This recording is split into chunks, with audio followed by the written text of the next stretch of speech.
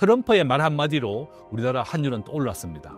오늘이 2월 4일 현재 1,460원 정도 하는데요. 저는 이런 추세라면 올 연말까지는 1,500원은 넘어설 것이다. 저는 1,600원도 갈 수 있다. 저는 그렇게 보고 있고요. 우리나라의 한국은행이 현재 현금으로 가지고 있는 것은 4.6% 정도밖에 안 됩니다. 아주 낮은 비중만 현금으로 가지고 있고 한국은행이 환율을 안정시키기 위해서 당장 동원할 돈도 없다. 그래서 정부를 좀 믿어서는 안 된다. 올해 환율은 어떻게 전망하시나요? 저는 제가 한번 보시면 이제 요약입니다. 이게 트럼프, 미국의 기준금리, 한국의 기준금리 이렇게 되어 있는데요. 이제 우리 생존 전략도 있습니다. 우리 한국 경제에 대한 수학 분석입니다. 지금 강점, 약점, 기회, 위험이 되어 있습니다. 이게 수학 분석이라고 하는 것이 이제 한국의 강점. 보시면 빨간색으로 표시가 되어 있습니다. 제조업 세계 5위, GDP 세계 9위, 금융은 세계 35위입니다. 지금 고물가 고환율, 원래 이제 한 1,400원 정도 안정될 것이다. 이렇게 얘기했는데 지금 환율이 1,460원 정도 됩니다. 오른쪽에 보시면 위험 요소 보시면 제일 되겠습니다.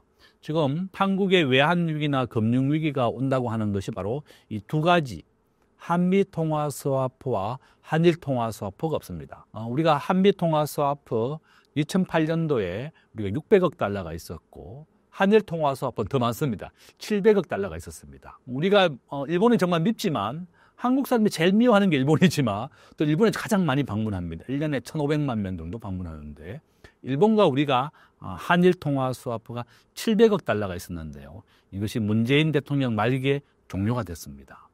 두 개 다 미국과 일본이 해주지 않습니다. 결론은 2024년도에 100억 달러를 한일 통화 스와프로 맺어줬습니다. 결론은 미국과는 한미 통화 스와프가 없고 일본과는 겨우 100억 달러가 맺어져 있다. 이거 GDP는 우리가 세계 9위 정도 되고 2022년 기준으로는 한 13위 정도 됩니다. 자, 이것이 가장 중요한 그래프죠. 우리 원화가 국제 결제에서 인정되는 비율은 0.1%다. 35위 정도 된다. 이렇게 추정하고 있을 뿐입니다.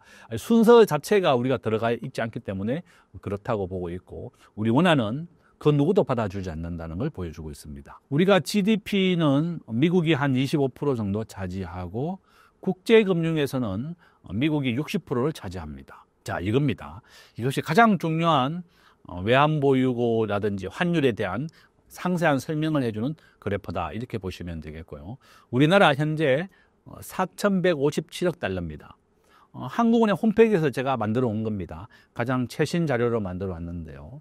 우리나라 GDP 대비하면 외환보유고는 23%밖에 안 됩니다. 우리의 경쟁국인 대만은 GDP는 우리의 절반도 안 되는데 지금 한 5,700억 달러 정도 있습니다. 대만은 국가 GDP의 74%를 외환보유고로 비축했기 때문에 외환위기가 나지 않는 겁니다. 1997년도 아시아의 많은 나라가 파산을 했습니다. 국가 부도가 났는데 일본과 중국은 기축통화국입니다. 일본의 엔화, 중국의 위안화를 가지고는 석유를 결제할 수가 있습니다. 그렇지만 그 위안화는 유용하다. 대만은 그 당시에는 90%까지 외환보유를 가지고 있었고 현재도 74% 가지고 있습니다. 스위스, 홍콩 다 100%가 넘습니다. 이렇게 우리나라보다도 더 못하다고 하는 나라들이 한국보다 더 많은 외환보유를 가지고 있습니다. 사우디아라비아도 한번 보십시오. 4,300억 달러를 가지고 있고 전쟁을 하고 있는 러시아도 6,300억 달러나 가지고 있습니다. 36%를 가지고 있습니다. 한국이 인도나 브라질하고 비슷한 수준이다. 저는 우리나라 외환보유가 워낙 낮기 때문에 그렇고 주식을 하시거나 경제를 하시는 분들은 절대 한국은행만 믿지 말고 스스로가 미국 주식을 보유하는 것으로서 환율 위험에 대비해라. 제일 좋은 방법은 미국의 1등 주식을 사는 겁니다. 미국의 1등 주식은 현재 애플이고 시가총액 3조 5천억 달러 정도 합니다. 자, 한번 보십시오. 이거 적정 외환 보유고에 관련된 이론은 원래 4가지였습니다. IMF는 3개월 정상 지급액, 3개월 동안 한 나라가 석유를 사올 때 지급해야 되는 금액을 우리가 경상 지급액이라고 부릅니다. 한국은 에너지를 100% 수입합니다. 그래서 한국의 경상 지급액, 그것을 이제 기본으로 했는데 IMF 말만 믿고 있다가 아르헨티나가 지금 국가가 파산했습니다. 12번째 나라가 파산했습니다. 외환위기는 반복되어 일어나는 겁니다. 그래서 이제 IMF가 3개월 경상 지급액만 지급해라 이렇게 준비하라고 했다가 아르헨티나가 부도나는 걸 보고는 IMF가 새로운 제안을 했습니다. 여기 유동외채라고 되어 있는 것은 우리가 단기 외채의 2배를 말하는 겁니다. 우리가 채권이라고 하는 것은 1년, 5년 단위로 되어 있는데요. 1년은 단기 채권, 1년에서 5년은 중기 채권, 5년 이상은 이제 장기 채권이라고 부릅니다. 그래서 1년 안에 만기가 들어오는 단기 채권을 알 수가 있지만 중기나 장기는 언제 만기가 오는지 모르거든요.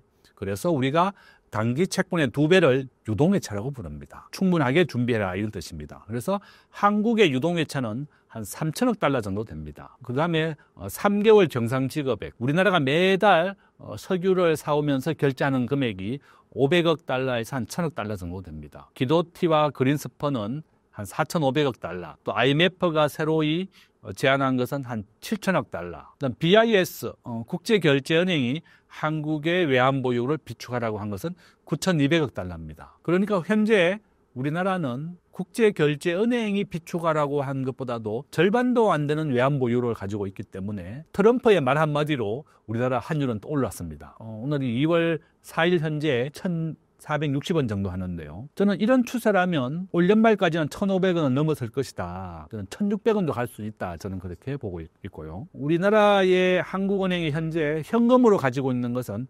4.6% 정도밖에 안 됩니다. 한 5에서 6% 아주 낮은 비중만 현금으로 가지고 있고, 한국은행이 환율을 안정시키기 위해서 당장 동원할 돈도 없다. 그래서 정부를 좀 믿어서는 안 된다. 우리 스스로가 달러를 보유하기는 좀 아깝죠.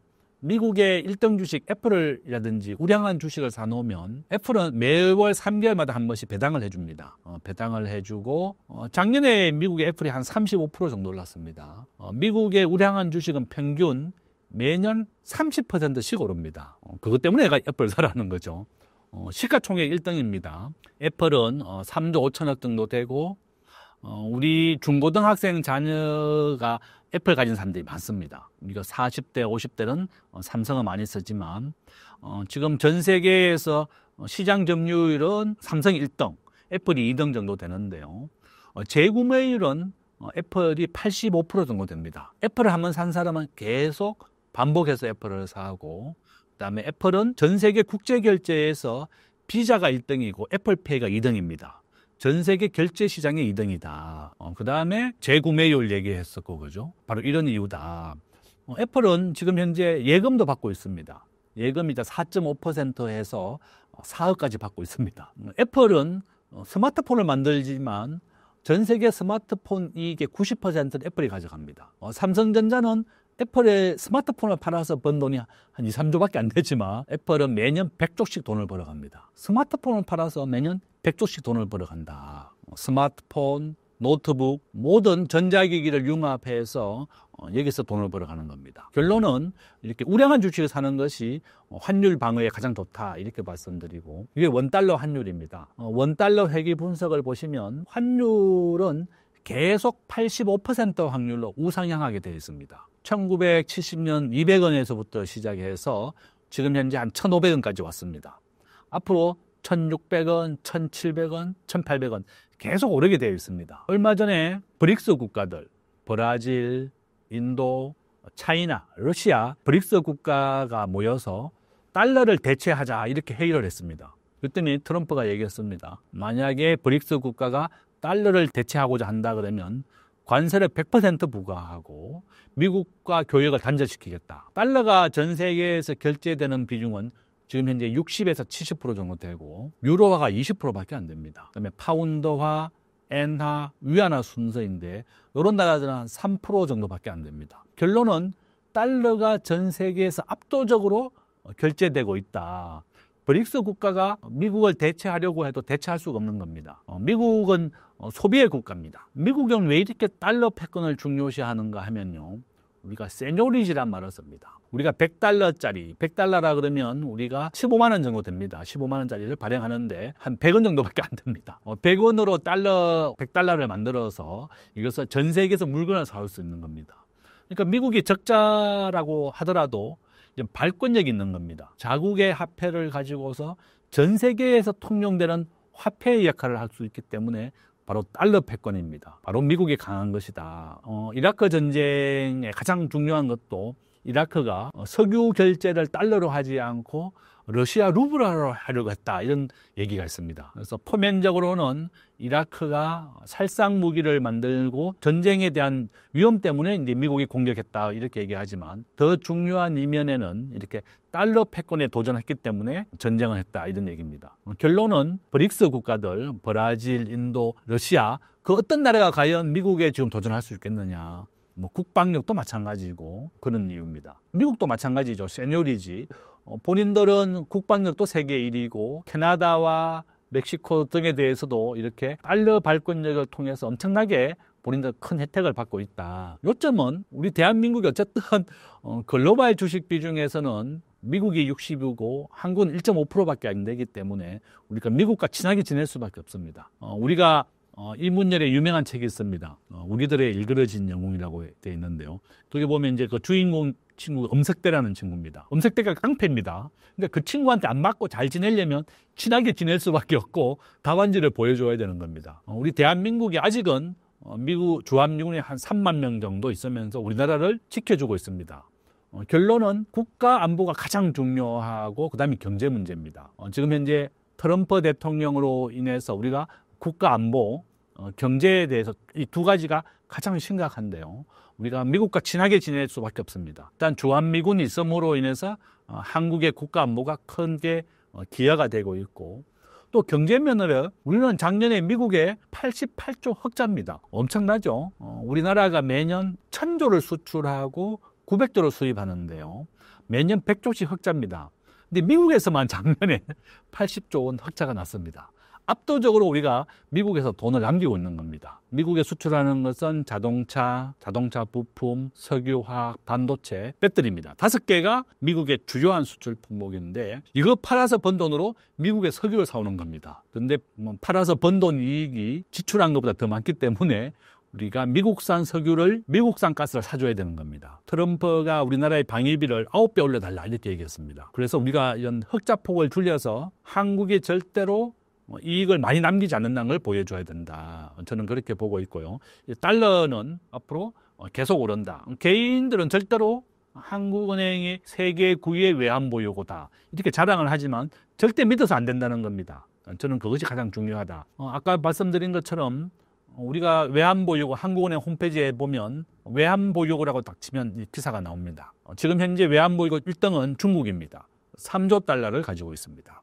그다음에 일본이 1.2조 달러를 가지고 있습니다. 이 두 개 국가는 기축통화국이기 때문에 이제 제가 표에 넣지 않았지만 그렇다. 그래서 결론은 한국은행이 세계 9위의 외환보유고라고 이렇게 안심하라고 하지만 믿어서는 안 되고 우리 스스로가 미국의 1등 주식을 사서 대비할 수밖에 없다.